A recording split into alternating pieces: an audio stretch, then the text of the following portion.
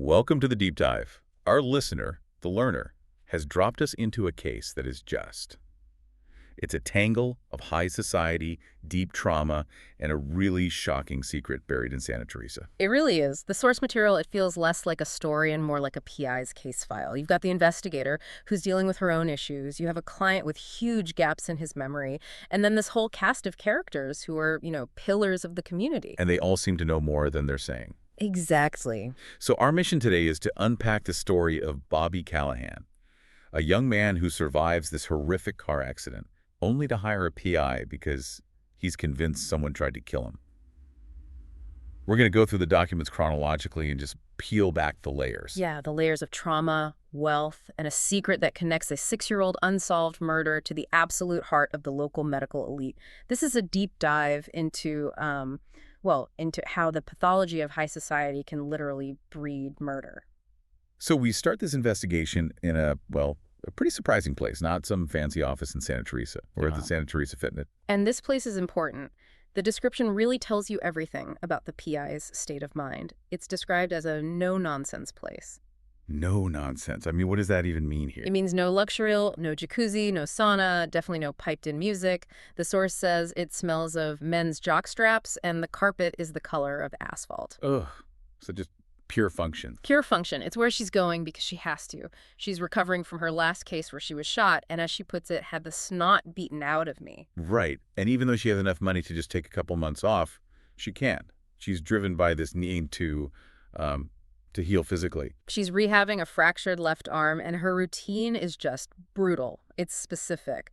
3 days a week, focusing on her deltoid, pectoralis major, biceps, triceps. She's only 118 pounds, so this is a huge effort. It's like the gym is a mental battleground for her. It's a place where she can control the pain, And that's why it's the perfect place for her to meet Bobby Callahan, because his pain, it makes her own recoverable injury seem, temporary. Okay, so let's talk about Bobby. The source material is very specific about his appearance, and it's meant to be jarring. It is. He's almost 6 feet tall. Used to have a football player's physique, but now it's all marred. He holds his head to one side, and the left side of his face is pulled into this permanent grimace. And he can't fully control his own body. The text mentions his mouth leaking saliva, that he carries a handkerchief to, mop his chin. Right, and his walk is this distinct lilting gait because his left Achilles tendon was shortened. It pulls his heel up. It's a constant visible struggle. Yeah, the detail, it just sticks with you. His knees.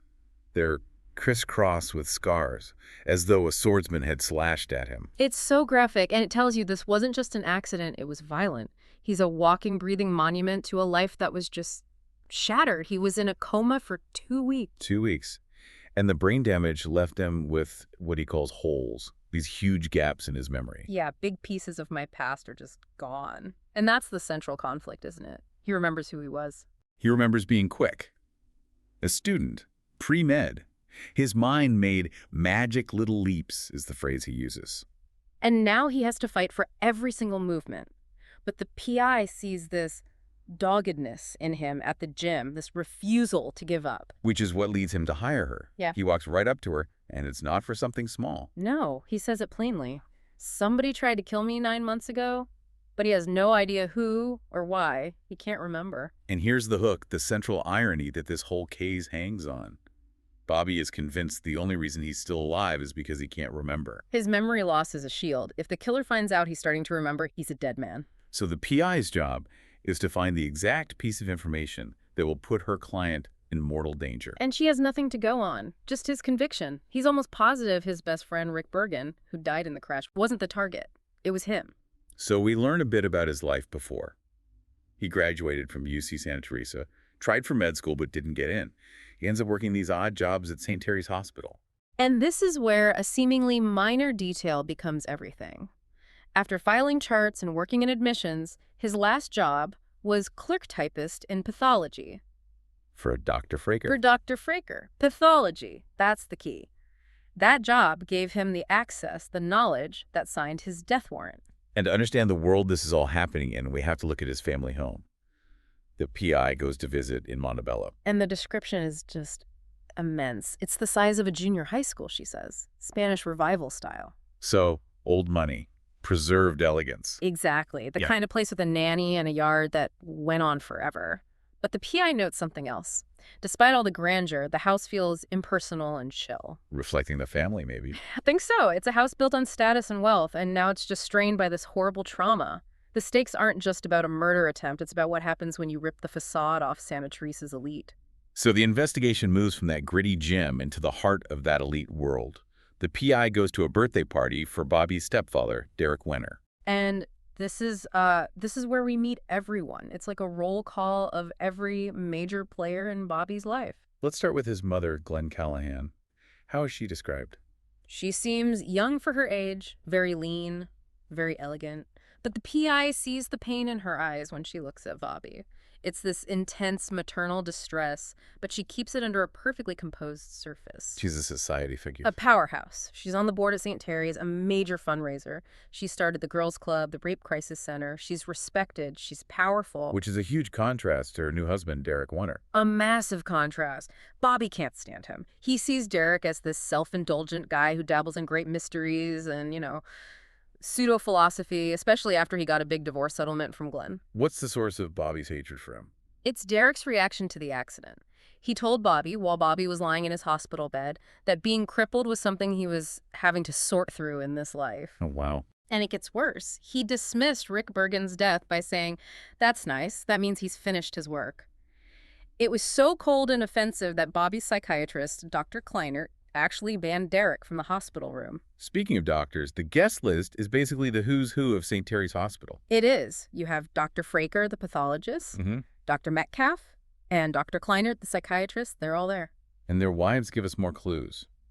Tell me about Nola Fraker. Nola is luminous, a beautiful redhead in a very revealing dark red jumpsuit. The PI gets these reminder bells, like she knows her from somewhere. But then Nola talks about bargain hunting for fabric, which feels off given her apparent wealth. And then there's Sufi Daniels. Sufi is Glenn's best friend. She's a surgical nurse described as small and somewhat misshapen. She's part of the inner circle. Okay, so you have this very polished, very controlled social gathering downstairs, but then the whole thing just cracks open. Completely. The crisis is Kitty Wenner, Bobby's 17-year-old stepsister. Bobby takes the PI upstairs to her room, and it's a scene. It's a nightmare. The room is painted black. There are sinister posters, weird stuffed animals, and the whole room smells of, quote, eau de dope. Kitty herself is dangerously anorexic, down to 97 pounds. She's high, slurring her words, and drinking something that smells like absinthe. And she says something crucial here. She's terrified of her psychiatrist, Dr. Kleinert. She calls him Dr. Destructo. She's afraid he's going to put her in the hospital, and then right after she says that, she just passes out. So Kleinert is called upstairs. And he's all business, purely clinical. He pulls out a pen light, checks her pupils, they're pinpoints. Her breathing is shallow, her muscles are flaccid. He diagnoses barbiturate poisoning on the spot and calls 911. She's sent to the psych ward at St. Terry's. This whole incident just lays bare how broken this family is. It really does. Glenn's reaction is so detached. The source says she'd washed her hands of Kitty after the last incident. She just can't handle the drama anymore, and it's killing her marriage to Derek. And while all this is happening, the party just continues. It's chilling. While this family drama explodes upstairs, downstairs, the maids are moving silently through the house, serving this lavish meal. Plump chicken, flaky tarts, icy tomato soup.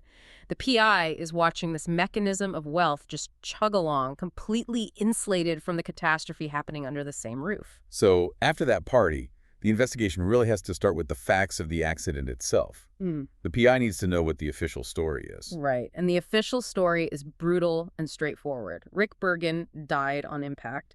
The postmortem was done by Dr. Fraker, and it's a catalog of catastrophic injuries. Things like craniocerebral trauma, internal lacerations. Exactly. Small intestine avulsions, mesenteric lacerations, massive skeletal damage.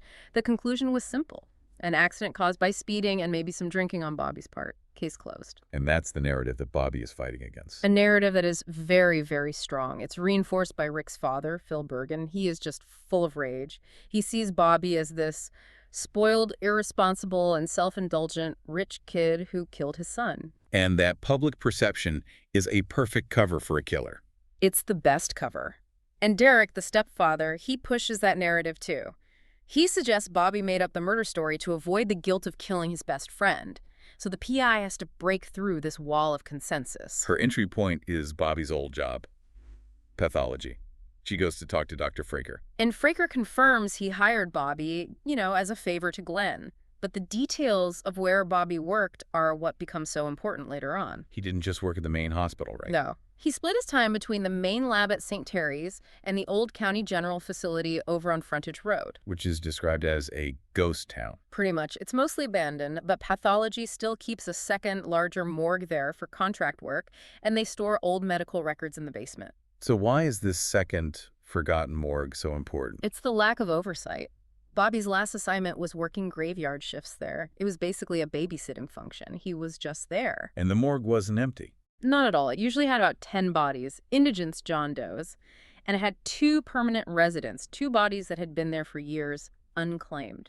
The staff had nicknames for them. They did. Franklin and Eleanor, they were like the morgue's mascots. Morbid, but that's the detail. This place, isolated, anonymous, full of the unclaimed dead, it's the perfect place to hide a secret. As the PI is digging into this, she does something to connect with Bobby on a more human level. Yeah. She takes him to the crash site. Yeah, and it's a really painful moment. He's up on the pass, and he describes the feeling of being rammed from behind. He's adamant it wasn't just him losing control. And this experience makes the PI reflect on her own trauma. It really does. It's a rare moment of vulnerability for her. She thinks about Glenn's fierce devotion, how she basically willed Bobby back to life, and she contrasts that with her own childhood. She reveals that her parents died when she was 5. In a freak accident. A boulder fell and crushed their car. She was trapped in the car with their bodies for hours before she was found. And she was raised by her no-nonsense aunt? An aunt whose love was, factual and unemotional. So she sees in Glenn a kind of maternal love she never experienced. And sharing that vulnerability, it changes her relationship with Bobby. It breaks down the wall. He tells her that when he's with her, he doesn't feel self-conscious or like I'm crippled or ugly. And her response is so honest. Brutally honest. She tells him she probably wouldn't have even known him before the accident because he was too good-looking, too rich, and too young. She's basically saying that if he were whole, he wouldn't be her type. Exactly. And it solidifies their bond. It's based on this shared, broken reality, not the kind of polished lies you get in Montebello. But isn't that a risk for an investigator? Getting that close to a client? It is, for sure. A huge risk. But she's vulnerable herself, physically and emotionally. And Bobby's case is so pure a victim fighting for the truth against all odds. That connection, that risk, is actually what's necessary to get him to trust her with the few pieces of the puzzle he has. But even with that bond forming, the case just comes to a violent, screeching halt. Bobby. He just hits a wall. Right, at the gym. He has a total breakdown, both physical and emotional. Spasms, sobbing, he can't control. He just gets in his car and drives off. And late that Wednesday night, he's found dead. He crashed his BMW into a tree. It's just devastating. And the official explanation seems so tidy, so clinical. It does. At the wake, Dr. Fraker and Dr. Kleinert are there, the medical authorities, and they give the preliminary findings. What do they say? Fraker lays it out. Fractured sternum, multiple ribs. The immediate cause of death was a ruptured aortic valve from the impact. And he says it was likely caused by a seizure. Epilepsy, triggered by the head injuries from the first crash 9 months earlier. So a tragic consequence of his original injuries, an accident. That's the narrative, but the PI, she hears that and makes this incredible legal connection. The 3 years and a day rule. Exactly. The legal statute that says a killing is still murder if the death occurs within 3 years and a day of the initial act. She realizes if the first crash was an attempt, this second crash isn't an accident, it's the delayed payoff. It's the completion of the murder. Fraker is using the perfect medical explanation to cover up a homicide. The PI isn't just investigating an attempt anymore. She's investigating 2 completed murders. And almost immediately, money enters the picture in a big way. Oh, yeah. Derek Wenner, the stepfather, he makes sure of that. He comes to the PI to tell her about Bobby's will. Which was written 3 years ago. Right. And Derek reveals that Bobby left the bulk of his estate, a couple mil, he says, to Kitty Wenner. His 17-year-old stepsister, who's currently locked away in a psychiatric ward. Convenient, right. And there's a codicil, $100,000 for Rick Bergen's parents. But the main takeaway is that Kitty gets millions. Derek pretends to be concerned this will make Glenn hate Kitty even more. But the PI sees right through that. She knows that if something happens to Kitty, who is incredibly unstable and vulnerable, The money would likely revert back to the family estate where Derek could potentially get his hands on it. so the investigation shifts. Bobby is gone, but he left clues behind. He did. The biggest one is a message on the PI's answering machine that shows up 5 days after he died. That's so eerie. It is. It's Bobby's voice. He says he needs to meet someone named S. Blackman and then go see Kleinert. But it's his last words that are the most important. He warns the PI. He says, "Watch your backside." It's a clear signal that he knew he was onto something dangerous right before he was killed. And the S. Blackman lead goes nowhere. It's a dead end. The real breakthrough comes from his ex-girlfriend, Carrie St. Cloud. She confirms that Bobby had started seeing someone else, which is why they broke up. But she gives the PI something much bigger than that. So much bigger. She says Bobby was helping a friend with a low-key but very serious blackmail scheme, and she says he told her he had just figured out how to solve it. Right before he died. So his memory coming back got him killed. She points the PI toward a friend of Bobby's named Gus. Right, Gus, the skate rental guy, who looks like a police artist's composite of a sex killer, but is actually this harmless guy who loves his cats. And Gus has something important. He has Bobby's little red address book, and he mentions seeing a dark green Mercedes, a classic model, driven by a blonde woman near Bobby's place. And what's in the address book? Only one entry of real significance, a very personal listing for Sue Daniels. Glenn's best friend. The one. So now the PI has a confirmed blackmail plot, a huge financial motive pointing at Derek, a mystery blonde in a Mercedes, and a direct link to Glenn's best friend. The case is finally moving from theory to actual targets. Okay, so just as the main case is heating up, the PI gets pulled into this really intense side story. It involves a woman named Leela Sams. Right, and this little detour is fascinating because it shows you just how sharp the PI is, even when she's distracted. Leela is the woman who's been squatting at Henry Pitt's house, the PI's landlord. And she confronts the PI aggressively. Very aggressively. She starts screaming at her about her rent, saying it's a scandal that she only pays $200 a month when it should be $300. Her rage is just way out of proportion. A classic sign that she's hiding something herself. Exactly. So the PI does what she does best. She breaks into Leela's room at another house where she's staying. And what does she find?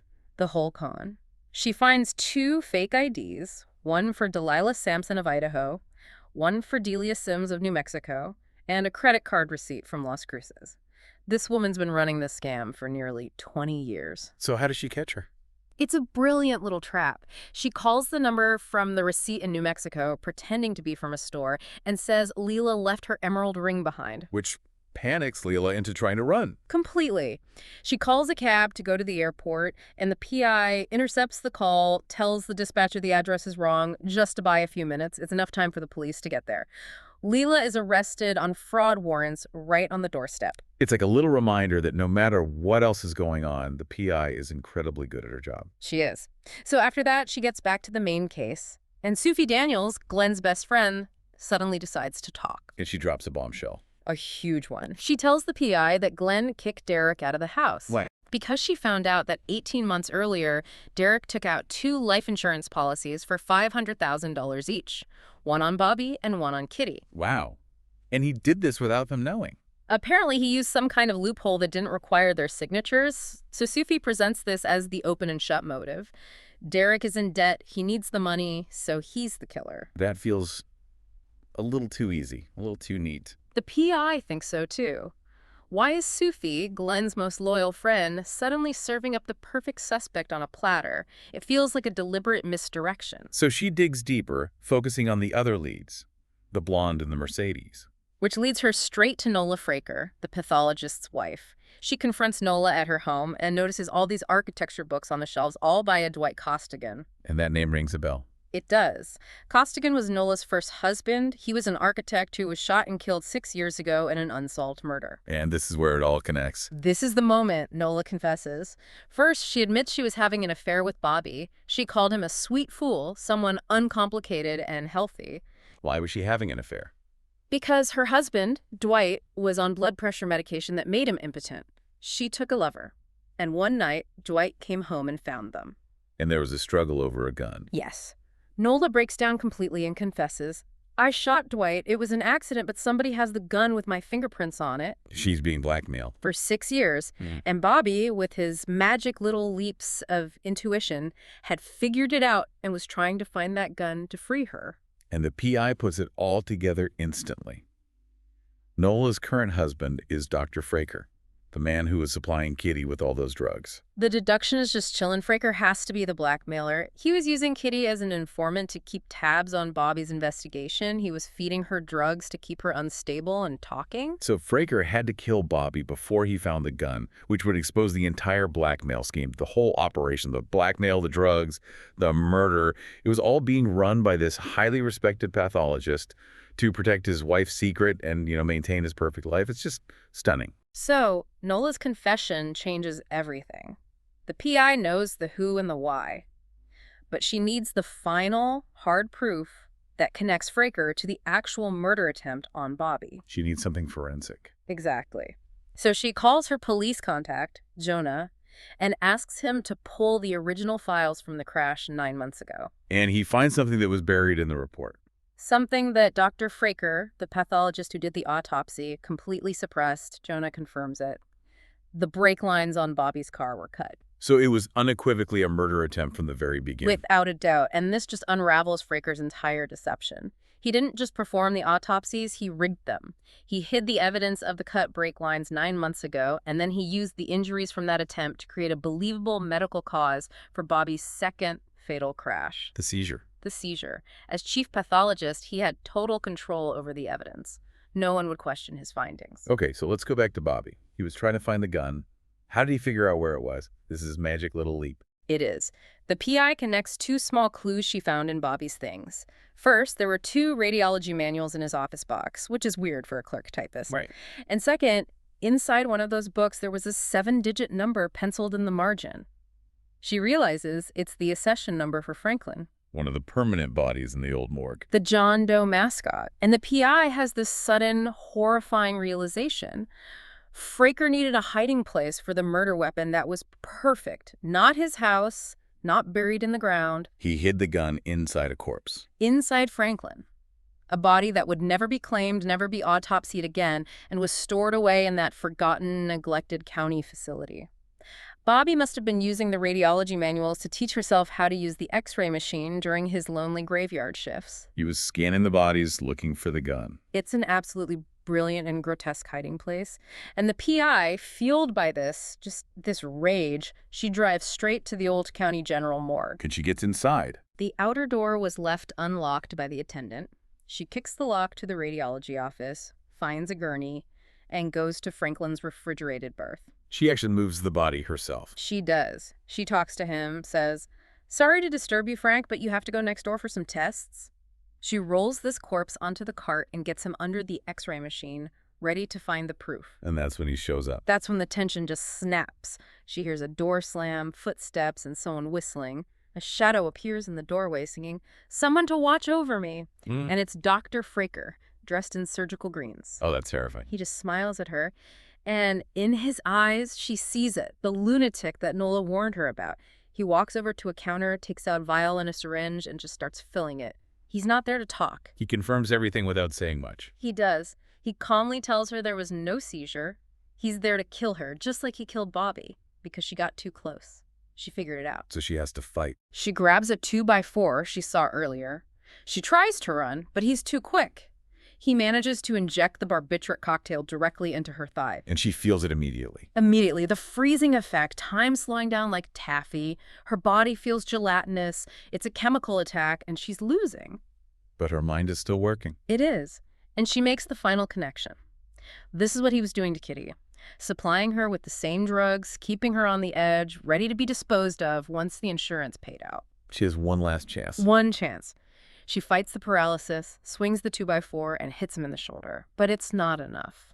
She remembers this move her aunt taught her, a pure impact strike. And with everything she has left, she swings again and hits him square in the face. And she collapses. She goes down. The drug is winning.